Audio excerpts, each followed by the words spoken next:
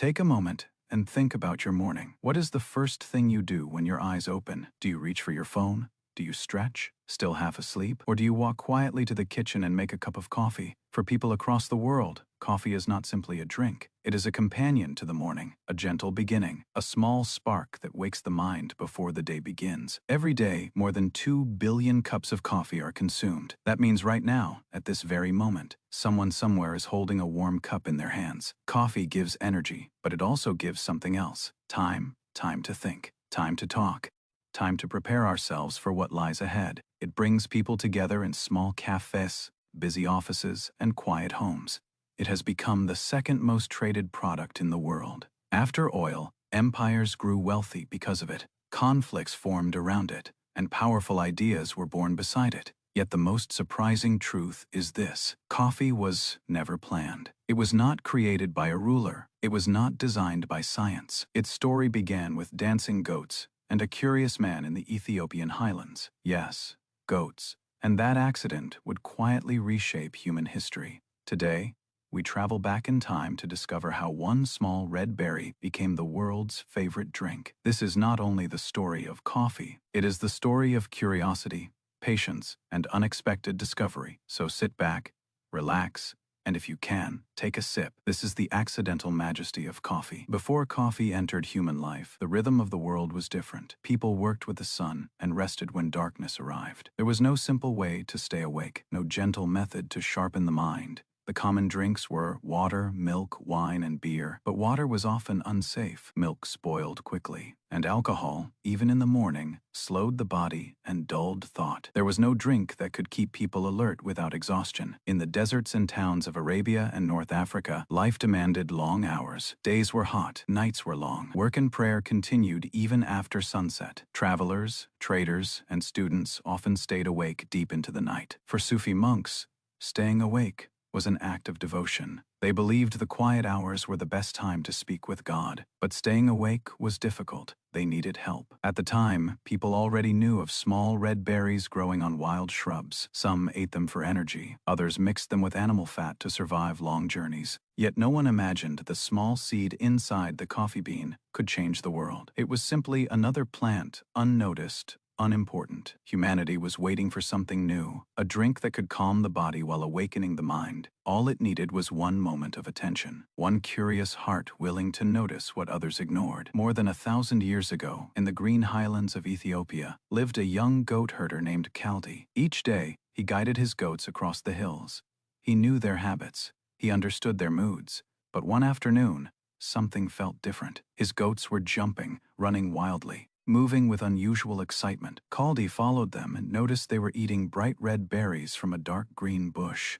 Curious, he picked a few berries and tasted them himself. Soon, he felt alert, energized, full of life. Kaldi believed the berries were special, so he carried them to a nearby monastery and shared his experience with a monk. The monk was frightened. He believed the berries were evil and threw them into the fire.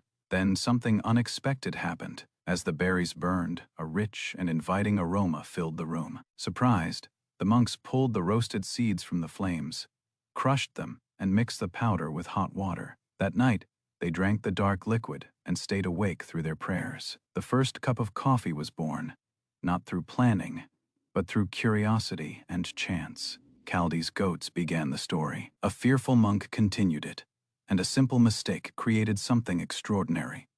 The story did not end in Ethiopia. Coffee crossed the Red Sea and reached Yemen in the 1400s. There, Sufi monks embraced the drink. They roasted beans slowly over open flames. They listened for the gentle cracking sound.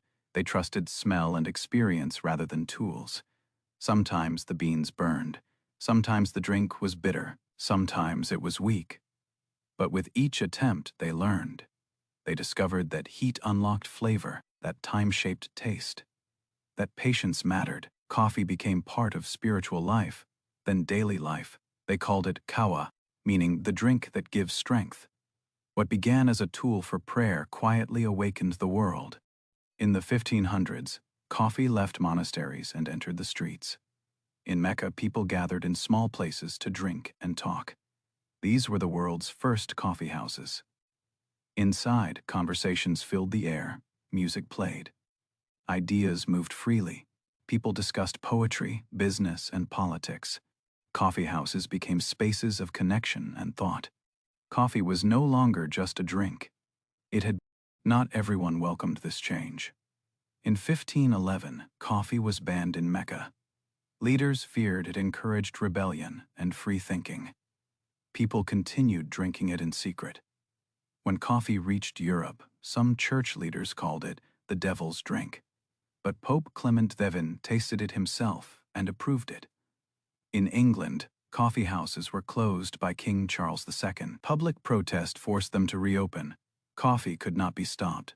Across Europe, coffee houses became centers of learning. They were called penny universities. For the price of one cup, anyone could listen, learn, and debate. Newspapers were born, businesses formed, revolutions began. Mornings changed forever. Beer disappeared from breakfast tables.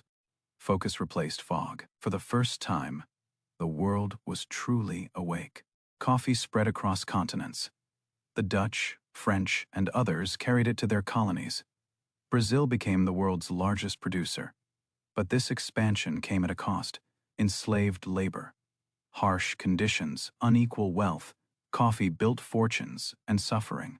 In the 20th century, machines changed everything. Espresso in Italy, instant coffee for soldiers and workers. Coffee became a symbol of modern life. Today, more than 70 countries grow coffee. It connects farmers in the tropics with offices in cities across the world. Coffee's story is not just about a drink. It is about people, their curiosity, their patience, their desire to stay awake, not only in body, but in mind. From goats to monks, from fire to machines, from mountains to cafes, every cup carries centuries of history. And when you lift yours, you join that story, because the story of coffee is also the story of us.